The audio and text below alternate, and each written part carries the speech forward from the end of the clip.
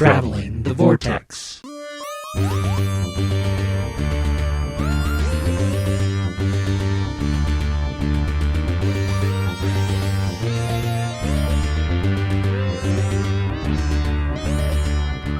We've joined the Doctor and his slightly silly paper as he travels the Vortex and arrive at episode 498. I'm Keith.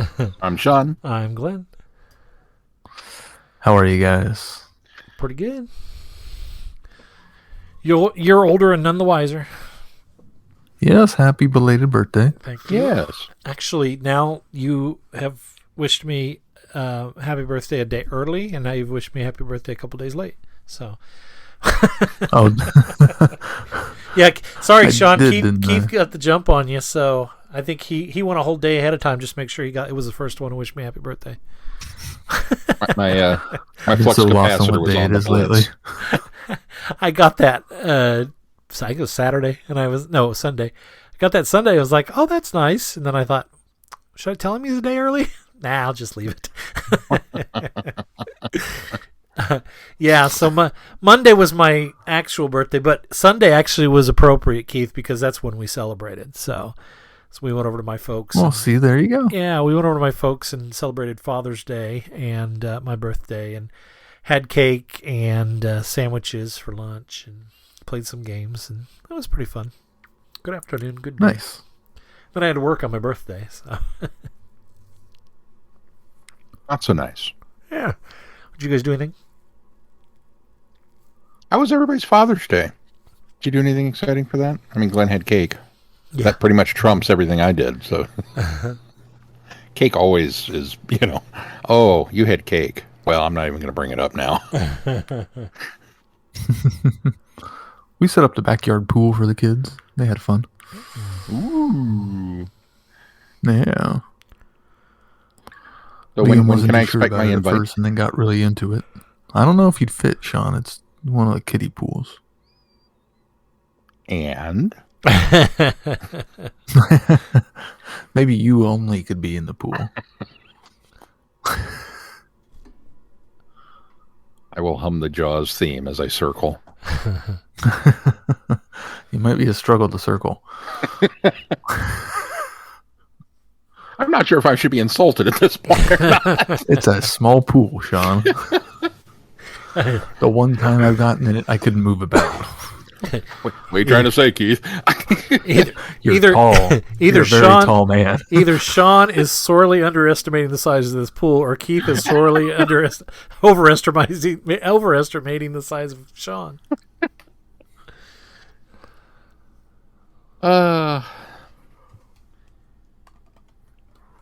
We watched a movie. What'd you watch? What'd you watch? Luca.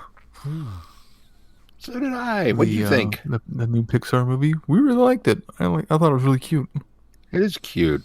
It wasn't quite the tearjerker that most Pixar movies are, I didn't think, but it pulled some emotional heartstrings and had a lot of fun. I really like the animation style. It really harkens to Aardman films in the way they designed the characters.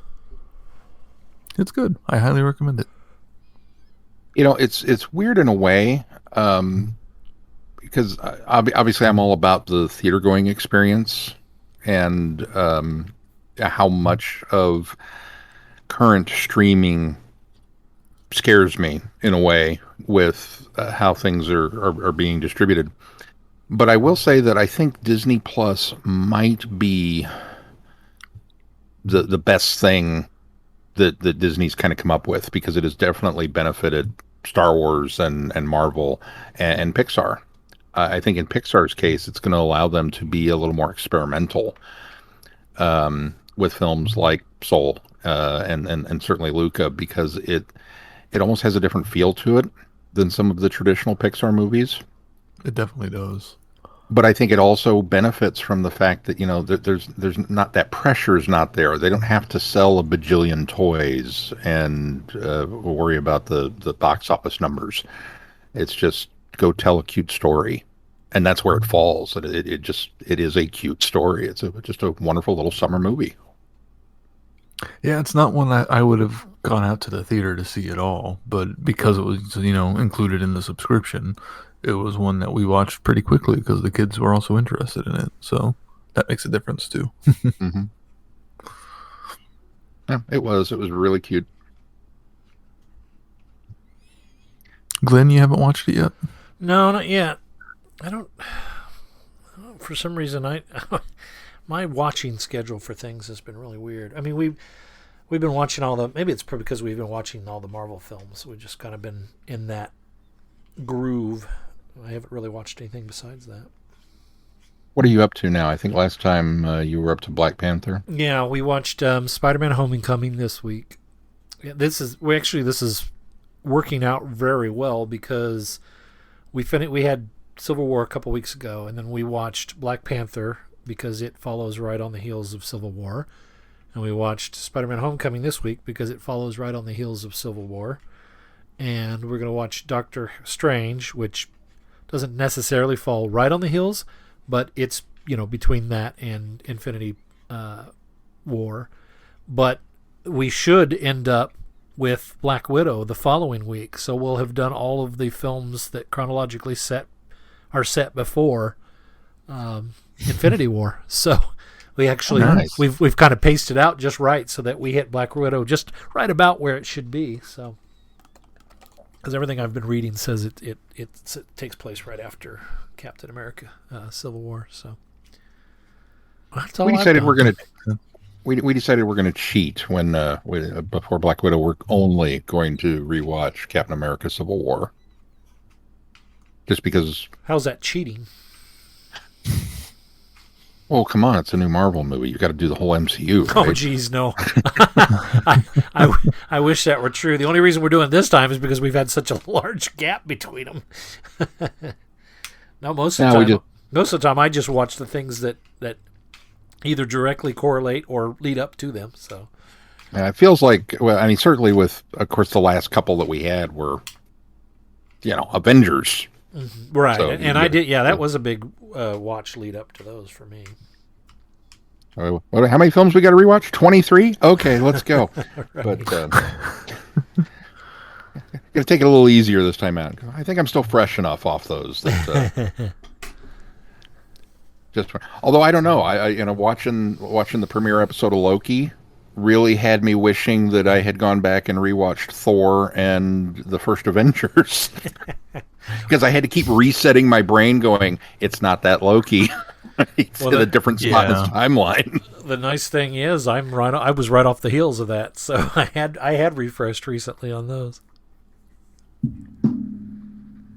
They would do something and I would stop and go, hey, wait a minute, that's oh no, never mind. It is nice though that this Loki got sort of a catch up on the rest of what his life would have been with that videos. So lie. So I watched the documentary Street Gang, How We Got to Sesame Street. Oh, I've heard that's good. It is. I don't think it's quite as good as the what was the name of the Mr. Rogers one? Won't You Be My Neighbor? I don't think it's quite as good as that one. But it really does a good job of focusing on the kind of the early years and how Sesame Street came to be and then went on to change the world. And there were some tears shed, not gonna lie. But it's worth a watch. Anything else? I finished reading Thrawn Ascendancy Greater Good, which is book 2 in the Thrawn Ascendancy trilogy. And it was not as good as the first one, unfortunately. No. It took its very long time to get to where it was going, and I'm not sure the payoff was worth it. But also, a lot of it was set up for the third book, too. So it's going to be a kind of wait and see how the third book pays off to see if book 2 was worth the journey or not. But the biggest problem with it was there wasn't enough Thrawn in the Thrawn book. Now, is this another one that's from Timothy Zahn? Yes, he wrote this one too. So I'm curious if he has it in his contract that he's the only one that can do Thrawn, unless it's for TV or something. But yeah, I don't know. I mean, if they're gonna have someone write it, they might as well have him do it because he especially something like this, where it's not like it's Thrawn in in the Star Wars galaxy. It's Thrawn in his galaxy, dealing with his world and his society. So it may only make sense to have the guy who created it and thought it all up write it all. So, and it's very well written. It's just the story kind of drags, and you spend a lot of time with other characters you don't really care about. At least I didn't, and just wanted to get back to Thrawn and kind of the core characters that he established in the first book. And there's not enough of all of them. Oh. You'll have to keep us appraised and let us know if that payoff winds up being worth it. Yeah. I hope so. Like I said, I hope it does. But the third book has got a lot to do, because I feel like it has to also to set up why he decides to go off into quote-unquote lesser space and join the Empire. Because I don't think that was ever thoroughly explored why he went and did that, other than whatever excuse he gave to the Emperor and everybody else that asked. I feel like there should be more to it than that. Is it just me, or I was kind of under the impression that for whatever reasons that were not clearly described, but that Thrawn was actually thrown out. That while he was essentially loyal to the Ascendancy and whatnot, that something had gone awry and he was asked not to come back. Yeah, you kind of get that impression, I think. It also kind of seems like he's also on like an undercover mission too. Yeah. So I don't know. You can't be thrown out and be on an undercover mission. So it's kind of which is it? Well, I don't know. Thrawn could be a lot like the Joker. It's multiple choice. That's true. Anything else? Well, we have some sad news to pass along to everybody, because I mean, if you're a fan of the series and listen to the show anyway, you're probably already aware, but Doctor Who star Jackie Lane, who played Dodo Chaplet, she passed away today at the age 79.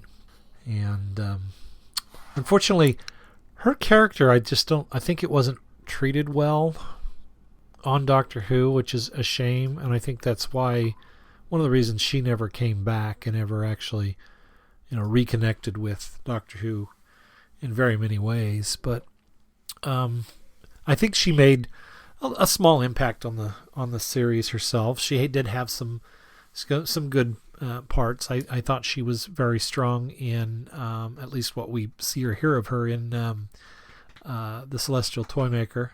We reviewed that reconstruction and the little piece of that episode that remained, or that story that remains. And I thought she was fairly strong in the arc myself, but unfortunately those are about the only memorable episodes. I know she was in The Gunfighters, which I thoroughly enjoy, although I don't think that she was a strong part in that. But yeah, that's for sure. I never disliked Dodo. I just don't feel like I got to know her well enough as a character.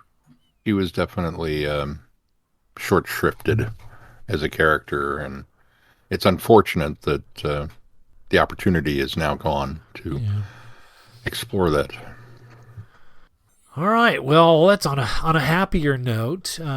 There was a actor who returned to the fold, as we say, in Doctor Who, and that was Christopher Eccleston, who is back as the Doctor in Big Finish's fairly recent release of the Ravagers box set, which is the first Ninth Doctor adventures. From Big Finish Productions, Doctor Who, The Ninth Doctor Adventures, Volume 1, Ravagers. I'm back! I'm really back in the TARDIS. You did it, old girl. Endless possibilities and events. Future, past, and everything in between. I have done the thing! Temporal thing, radiating from the TARDIS like nobody's business. Doctor, I honestly don't know how this could have happened. Come on, get in. Oh my God! It's all right. It's all right. Don't panic. I'm not panicking. I wasn't talking to you. Centurion! Did you just fall out of the sky or something? Sort of. Yeah. So you lied to her. I meant what I said. Doctor!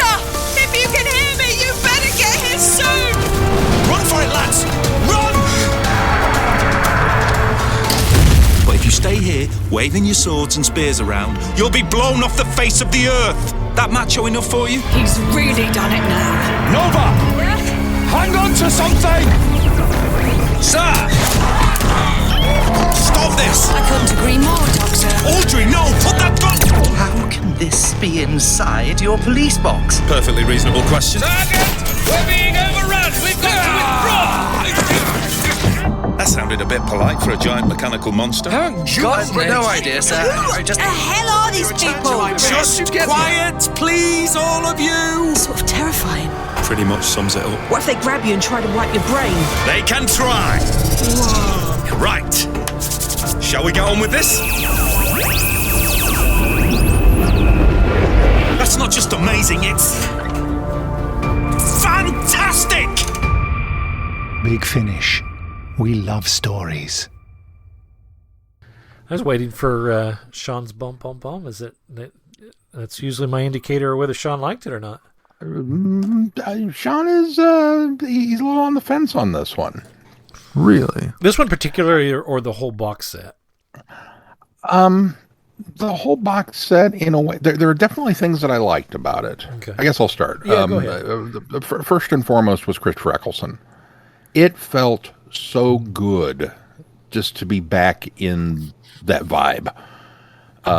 In fact, I didn't even recognize him initially when he started talking, because we're dropped right into the middle of the adventure and things happening and there's action and it's very fast paced. And I'm like, my brain initially was, okay, I got to get in gear. What is happening? Oh, wait. Okay, that's the doctor. Okay, cool. And once I caught on to that, oh, okay, great. Because he's awesome. He hasn't missed a step. He hasn't, he still got it. He still sounds just like the Ninth Doctor, which is, not age difference as we have discussed in some Big Finish, but just, he sounded energetic and he was having fun, and it all came across in his performance. So that aspect of it was just phenomenal. Really, really enjoyed that. I thought Audrey was very interesting. I thought Nova was a great companion in auditioning. And there were many elements of both of their characters that I kind of wish had been explored maybe just a little bit further, but at the same time, I'm not disappointed by what we were given. I think the plot was a little needlessly complex to fill up 3 stories. That's my complaint with it too. Yeah, I'm felt right a there little with bit. you. Okay, it felt a little bit like they were leaning into the self-actualizing or bootstrap paradox, that this was all, going to be the Doctor's fault.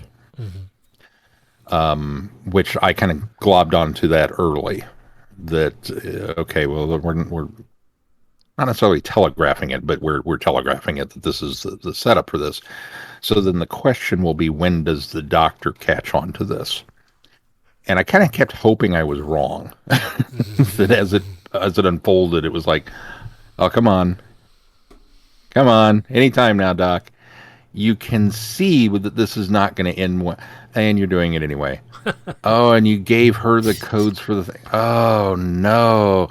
And it just, anytime I wind up being smarter than the Doctor, I feel cheated. If it's, Columbo and I figure it out ahead of time, well, that's a bad example, but if it's a murder mystery and I figure it out before the detective does, I feel good about myself, because it's like, yeah, I'm pretty smart. If it's the Doctor and I figure it out before he does, I think it might be borderline poorly written, because that's not a situation as a human I should ever find myself in. So, but I don't know that it was a, it wasn't a bad enough foible to have me write off the whole box set. I would probably still give it a da-na-na, just because it was a lot of fun to be back in this time frame. I would agree with everything you say about it. It felt very much very predictable going through, at least to the aspect of figuring out that, oh, this is something that was caused by the Doctor. I think the other thing that I'm getting a little tired, and maybe it's just because I just happen to be hitting on the stories that are doing this device, but the whole idea of going back in time to fix something that was screwed up the first time in time. It seems like we've at least I've been listening to a bunch of stories or reading a bunch of stories or being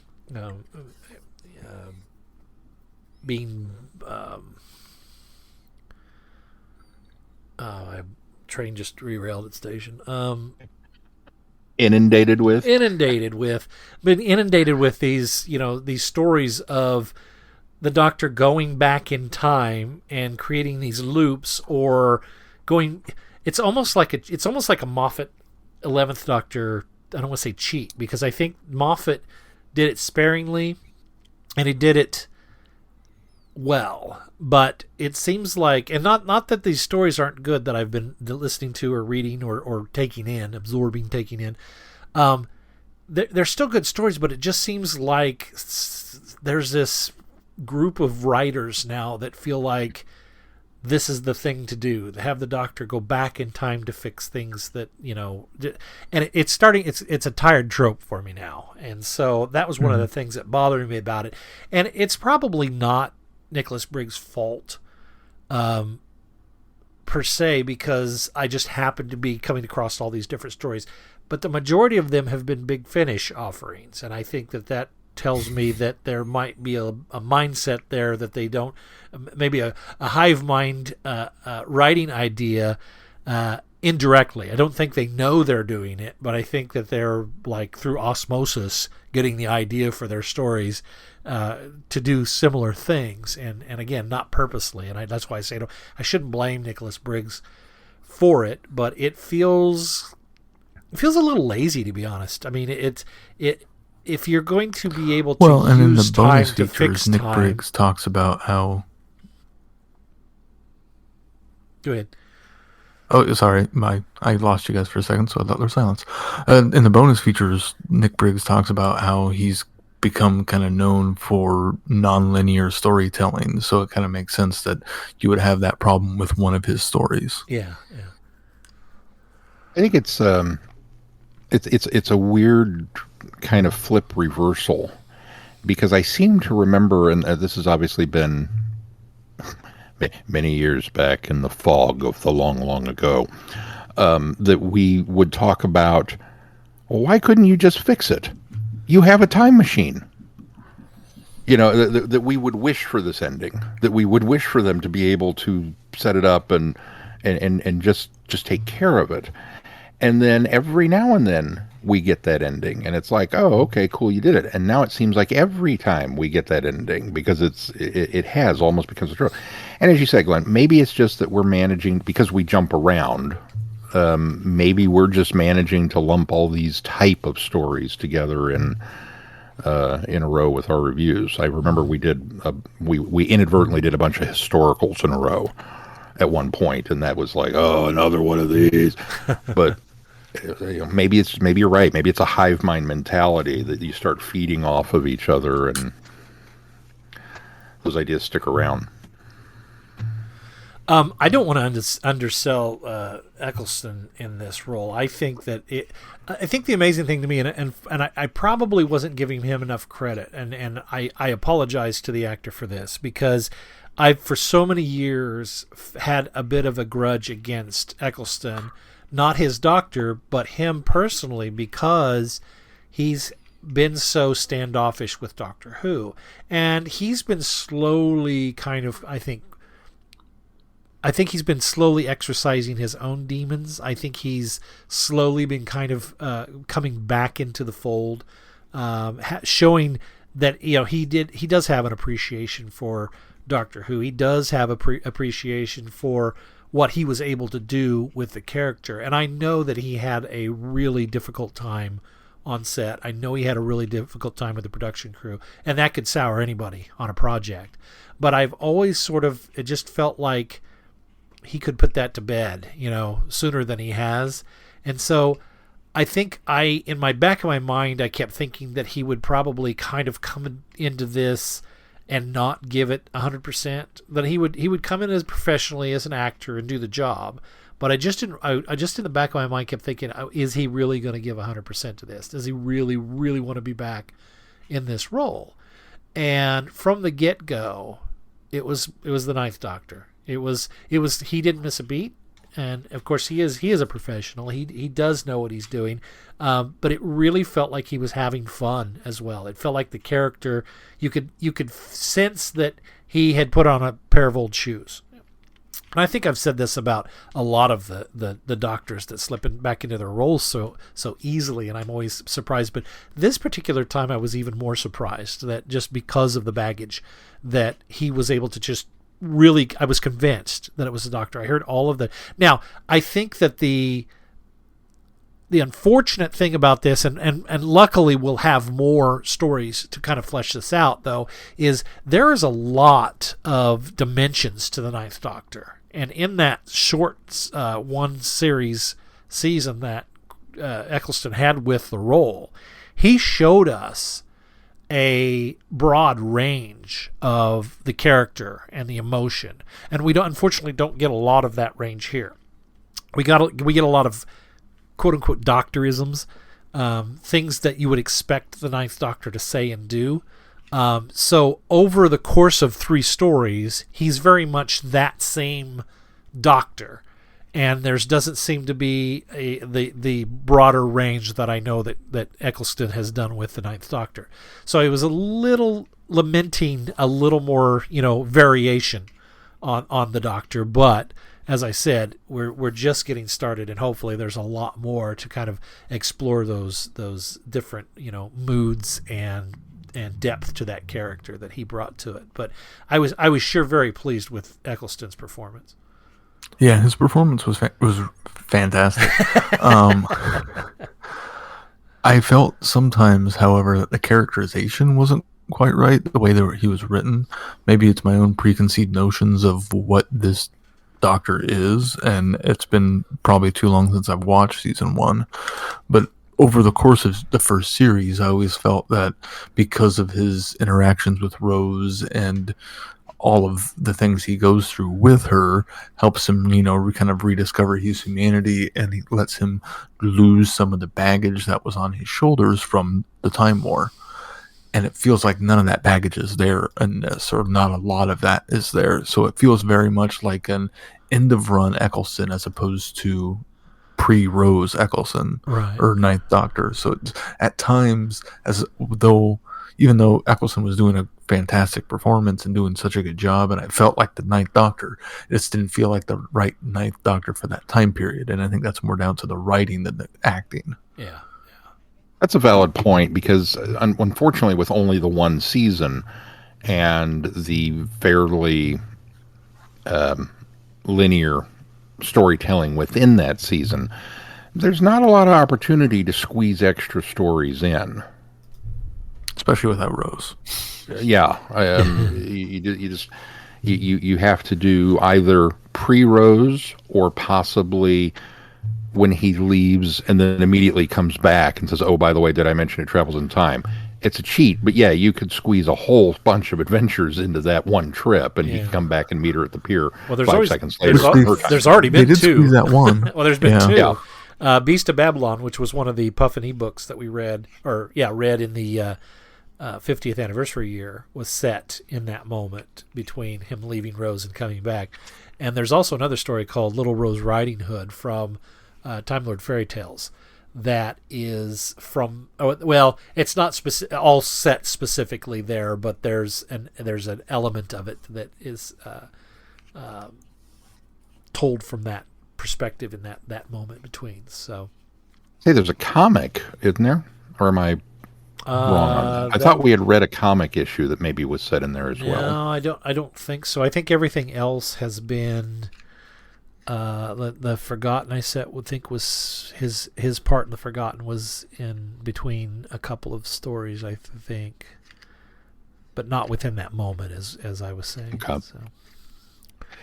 Well, let's see. Andrew Curley, who authored the Complete Adventures that I like to consider, only has those 2 stories in there as well. So, and he has Ravagers set almost right before Rose, although I'm sure a lot of those that span will grow in there. But the only other thing he has is the What I Did on My Holidays by Sally Sparrow is right before Rose. because the original book was the Ninth Doctor instead of the 10th. So I'd almost have to go back to rewatch the first couple of episodes to see what his mood and attitude is kind of like. And of course, depending on where the Big Finish leaves the Ninth Doctor at their end of their box sets, maybe that would also tie into Rose and set his mood correctly, even though, he may have had ups and downs throughout all of this, kind of like he does in the first season. So I'm hopeful that they'll keep that in mind as they go forward. I mean, I know what you're saying. I don't think he needed to be moody or brooding in this story. So I don't know. Like I say, I saw an element of the Ninth Doctor that was very familiar in these stories. I just don't think there was a broad enough range of the like the Doctor that was dealing with the aftermath of the Time War that maybe should be there. But I don't know. Well, and maybe that's the key. Maybe it's, yes, the Ninth Doctor is still dealing with the aftermath of the Time War, but when he's adopted this is, happy-go-lucky, I'm going to go save the universe because that's what I do phase, and it's not until that he meets and begins to trust in Rose that he opens up to her exclusively, and that's when we get let in on it. As you said, there's a lot of facets to it, and it's a complicated character. So I agree with Keith that I think that, it doesn't quite feel early, but yet I trust in Big Finish enough to go, I can make allowances for why it doesn't feel that way, or I could headcanon it away.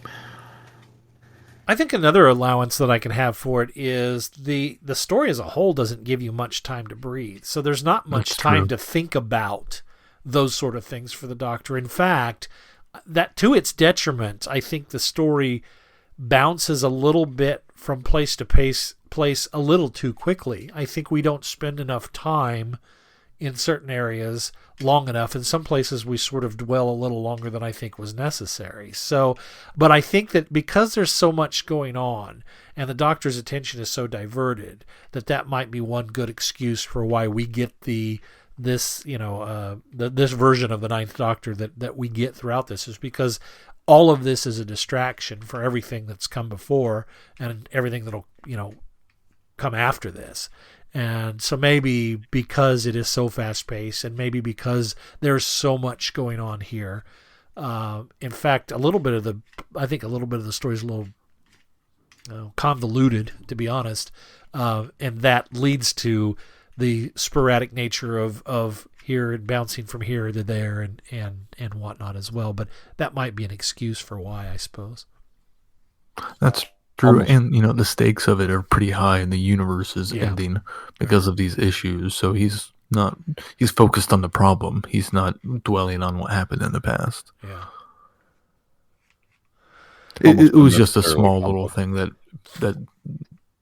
bugged me a little bit. It wasn't enough to take me out of the story completely or make it so I didn't enjoy the story. It's right. Something I noticed. What do you think of Audrey's arc? And by that I mean landing us in this idea of she's the bad guy, only to bring us around almost full circle to almost a misguided misguided hero. Not even a hero, but a misguided path for somebody. What do you guys think of her story? I thought it was a little too telegraphed, that she was, trying to do something good and stop what was happening. But even though it was a little telegraphed, I did like it. I liked that it wasn't a black and white, good versus bad sort of situation. She was doing bad things in an attempt to do good things. And I like that complexity that they included with her. I agree, because so many times the bad guy will be somebody most of the time, is this megalomaniac and power grab, greed driven bad guys. And while I think there's a moment where you suspect that she's that type, they do kind of spin it in a different way, and take you away from that. You realize, okay, well, I see why she had to go down this road. And it, it's not everything it seems. And so I agree. I kind of liked that too. I too thought it was maybe a little predictable, but I liked it. I think the only reason that it came across maybe as predictable is because of the convoluted nature of the plot with the time stream jumping and the nonlinear storytelling. Like I said, being let in on it early that this probably is going to be the Doctor's fault. Yeah. And then once you latch onto that idea, then it becomes fairly easy once we're given any glimmer that Audrey may not be the mustache-twirling megalomaniac, villain of the piece. Then it's like, oh, she actually is trying to help. And the more time we spent with her in her ghost doctors, why won't you talk to me? Why won't you, do this? It became more and more obvious that she's doing something that is not villainous. She's doing something that is actually, it may be misguided. It may be that it's not working, but there's something at work here that's not evil. So I appreciate that. I enjoy villains when they're not villains. I mean, I enjoy villains for the sake of villains too. I don't need everybody to have a tragic backstory. But I like it when you make them more human, as it were, that there is a method to their madness. Yeah, and I think that the story does a good job also of making the Ghost Doctor be very mysterious and almost nefarious from the point of view that we're getting it from Audrey. Is you don't quite trust the Phantom Doctor that she's communicating with. Until the end, when it makes more sense in a more linear fashion for us. It makes a lot more sense, and he doesn't sound as nefarious. So I appreciated the idea that it was very unnerving how the Doctor was presenting, or the Ghost Doctor was presenting himself, till you find out that through the series of events, it was, when you saw it from his perspective linearly, it made more sense, and I liked that as well. I thought that was a nice surprise. The one thing that frustrated me immensely about this, and I can understand the whole concept of you can't give away too much information about the future because then you're doomed to ruin or create, paradox or problems. But the story too frequently comes to the point where if she would just tell him more than she's telling him, he wouldn't keep goofing things up. And it almost comes down to the fact that the reason why he keeps messing up is because she's not giving him enough information to go by. And it's like they skirt that line of, okay, the information needs to be fed to him somehow, but we're not going to go quite far enough because we have to drag this out. And so it becomes very frustrating, while again necessary not to tell him so that it becomes very frustrating how frequently that is used as a device of, well, I can't tell you that. It got a little repetitious for me throughout the entire story. And so that was one of the things that frustrated me about the storytelling. Yeah, there are times where the Ninth Doctor almost feels like he's too set on the idea that once he has made up his mind that, well, you're the bad guy and you're doing something bad and I'm going to stop you, that he doesn't take a hard enough look at the evidence of their conversations, and he has to be hit in the face with it at the very end of the story before he goes, oh, that was actually kind of brilliant, and it's like, yeah, but it's one of those.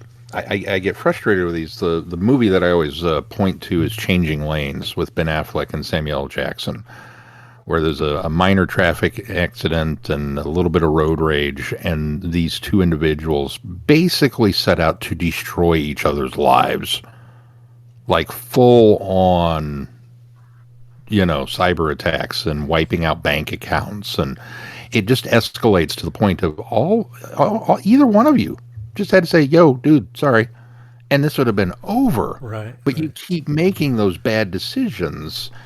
And so things keep asking. And in many ways, the story kind of felt a little bit like that, just because it's like at any point in time, if the Doctor had stopped being so single-minded of purpose and gone, wait a minute. Or if she had said, well, I can't tell you because we're in the wrong order, but what if I said this? You know? Right. Just something a of that little nature. more of a hint would have helped. But then we wouldn't have had a 3-episode box set. No, you're right. And again, I can't fault them for not telling, because I think that's an essential part of time travel storytelling, is you can't give away the answers because you'll mess things up. But it's so frequently happens that it makes you mad that the reason why he keeps screwing things up is because she doesn't give him enough information. And if they had backed off on that a little bit, I probably wouldn't have had as much problem with it. Now, all she had to say was spoilers, and we would have gone, aww. Well, and to some extent, if his doggedness of seeing her as the villain does make sense, if this is right on the heels of that time more, that he's been fighting the Daleks, where he's just been going up against a villain that's been evil for evil's sake forever. The next villain he would come across, he would probably assume it's the same sort of situation. So I can also cut him a little bit of slack in that aspect of it. Yeah, I suppose that's true. Yeah, I appreciate Nova in a way a lot more now because of that. Because in a way, she is kind of the knock on the door that he's going to open and start to re-experience the joy of the universe as opposed to the darkness. And the fact that, you see that in a way with his relationship with her, that because she's well versed in time travel, he is suspicious, and that it's not until the end when it's like, you're a geek. Nova the nerd. And he actually laughs. He has this very joyous, moment within that kind of allows him to break for just a second. And that's a good thought, Keith. Yeah. And I like Nova a lot. I kind of wish she would have continued into the next box set, that she would have become a kind of a quasi mini companion more than just this series, because I thought her character was great. The fact that she was so savvy on time travel already that we didn't have to read all the rules to somebody yet again was kind of refreshing, and someone who could actually keep up and kind of actually at times be a step ahead of the Doctor on some of this sort of stuff. I really appreciated that part of her. And then she had a little bit of Lucy Miller to her too. Sure, maybe it was the accents and just the way she presented her character. It just felt very similar. I think I got a little bit of Lucy and a little bit of Ace. Yeah, she felt tough. She felt kind of hard as nails, and I agree. I didn't hear so much Lucy Miller, but I definitely got an Ace vibe from her. I appreciated I just like the fact that, she was not, well, ostensibly was not human, was not from Earth anyway. And so later when he's rattling off, oh yeah, I met the lieutenant when blah, blah, blah happened, blah, blah, blah. And her comment, I understood Earth.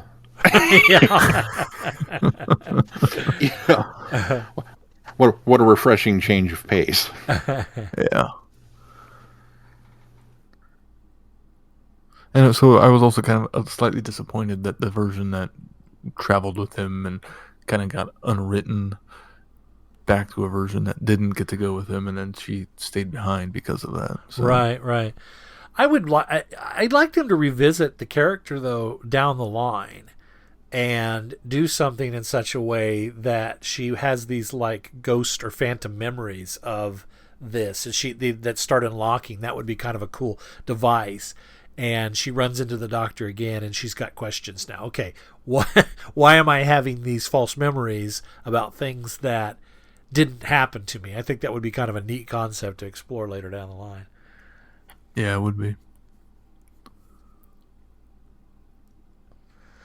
Overall, I applaud the effort of bringing the Ninth Doctor back. I applaud the device in which they brought him back. I wish the story had been a little more concise and a little better. I wish there wasn't as many contrivances in it. But I think overall, Eccleston hits the ground running, does a fantastic job. I think all of the performances were good. Solid companion, solid antagonist. We'll call her an antagonist now. So those things were the strengths of it. It just too bad the story in itself couldn't support all of those things that were great about it.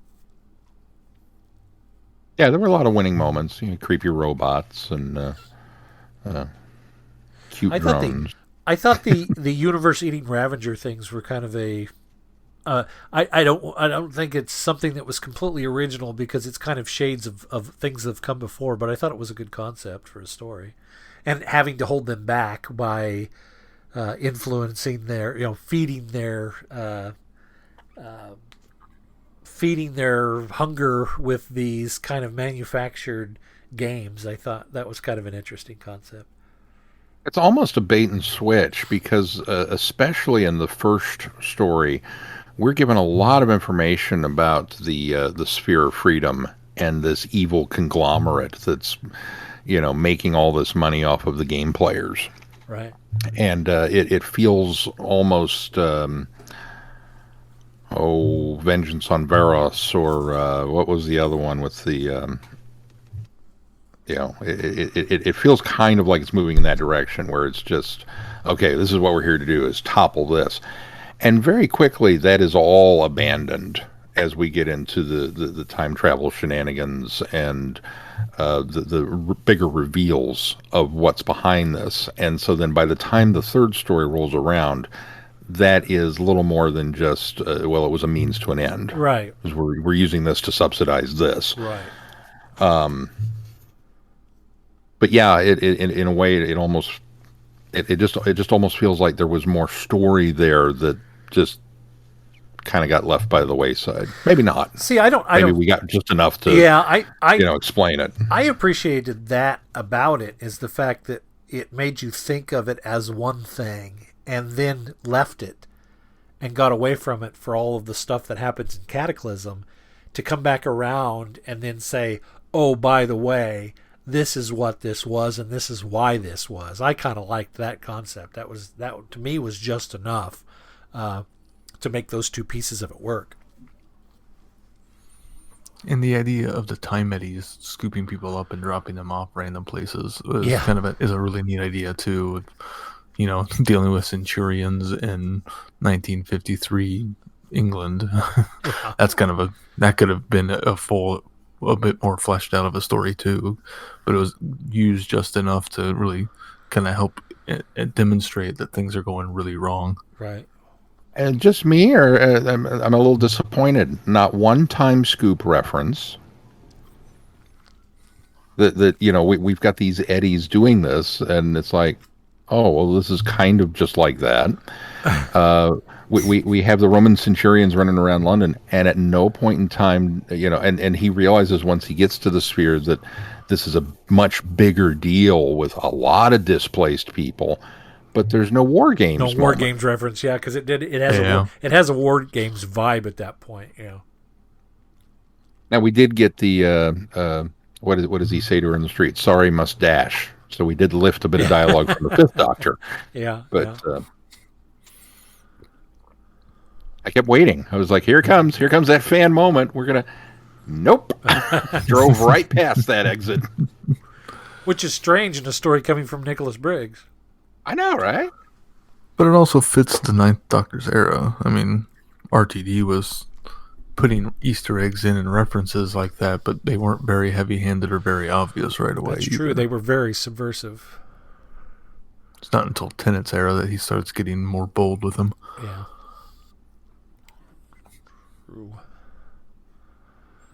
It's not like he brought back the Macra. Or the Autons, or the... Well, anything else on this before we talk about what's coming up on the schedule? Well, what do we got coming up on the schedule? Looking forward to more. Well, the reason that we popped this on is because I will let slip that Big Finish has another Ninth Doctor box set coming out soon that we plan on having on the schedule in August, near the time it's released. So we thought, well, we probably should get caught up, and unlike other Big Finish things, that won't take us 17 seasons of audios to get caught up. So you can look forward to more Ninth Doctor soon. But in the meantime, next week we're going to jump back to the First Doctor. It is the First Doctor, isn't it? Or maybe it's the Second Doctor. The Second Doctor. Which Doctor is it? Second Doctor. We'll jump back to the Second Doctor's time frame with the Space Pirates as we conduct one of our Lost in Time reviews. We will be looking at the recon of that episode because unfortunately not all of it exists, along with the novelization, as chosen by you, our faithful listeners. And the following week, do we want to, have we talked about this in any depth at all, or just kind of left it nebulous? Episode 500. Yeah, it's been kind of nebulous. We can talk about it. Do you want to tell them what's coming up? Well, yeah, this will be our Husical the Musical, and I didn't come up with that name, Sean did. But we're going to be examining some music over the years, starting way back in the 1960s, and even coming up to almost more present day. It's music inspired by or directly related to Doctor Who, and we're going to be talking about some of the more famous stuff, and maybe even a few that you haven't heard of. And we're going to talk about how the Doctor Who universe has affected pop culture and specifically in music. So that'll be our 500th Rockin' Review Epiversary. I cannot wait. It's going to be so much fun. The needle drops will be fire. Look at me being all hip. Other things to keep an eye out for. We have some more Lethbridge Stewart on the docket with a book review. The Eighth Doctor returns and some more Big Finish adventures. Obviously, we still have half a year of celebrating the 50th anniversary of The Master. So we will be taking a look. Next up on that page, I think, is the Missy box set from Big Finish, if I'm not mistaken. Yep. We have some Torchwood coming your way. Just all kinds of good stuff. And then at some point in time, the series is supposed to return this year. I keep hearing that. Right. Supposedly. Eventually. Allegedly. Well, be sure to follow the website, travelingthevortex.com, for updates on that and the schedule. And if you get any value out of the podcast, why not consider putting some value back into it? You can do that by clicking on our Patreon link. And then also please consider giving us a 5-star review wherever you subscribe to podcasts. It helps bump us up in the ratings and recommendations for others. Gets the word out for our show. And if you're so inclined, give us a review on all of those, not just the one that you listen to us on. You know. Right, yeah, absolutely. Why not spread the wealth? All right, well, if that's going to do it, until next time, I'm Glenn. I'm Sean. I'm Keith. Cheers. Good night, everybody. Be seeing you. Thanks for listening. You have been listening to Traveling the Vortex. Doctor Who and all of its associated programs are owned and trademarked by the BBC. No infringement is intended or implied.